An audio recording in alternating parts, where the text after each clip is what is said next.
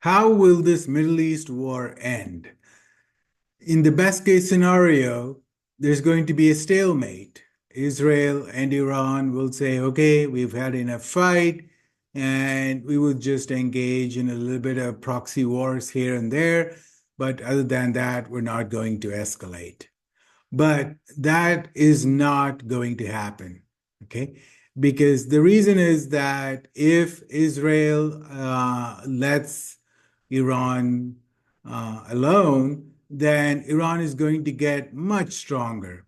And then in 5, 10 years, it's going to be impossible to stop Iran. And then Iran might continue supporting Hezbollah and the Houthis in Yemen and maybe Syria, and then all the dream of the greater Israel will be gone forever.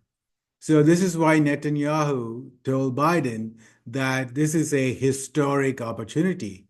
It means that they need to get the job done. And this has been their dream for the longest time, since the 1980s.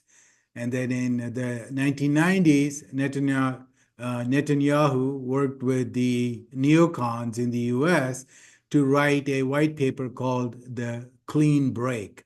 And in that, he also said we need to remove all the opponents in the region. And we know that they also dreamed of that right after 9/11, when they said we will take out 7 countries in 5 years. So that dream has not gone away. And also, Israel knows that the US is getting weaker and weaker. The US has already lost the war in Ukraine. So Russia has basically won.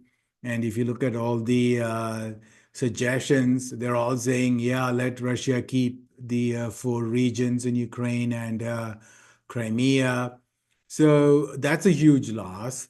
And then China is getting stronger and stronger.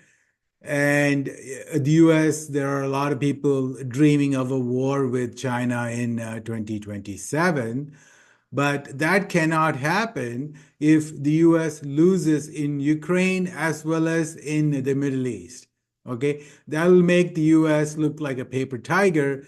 And there's no way that Japan, Philippines, South Korea, Australia, etc., are going to join a war on behalf of the US to fight the mighty China when the US has had series of losses. So the bad news is that because of all these pressure and circumstances, they need a win. Okay, they've already lost in Ukraine, and they need a win in the Middle East for multiple reasons. And that means this war is not going to end soon.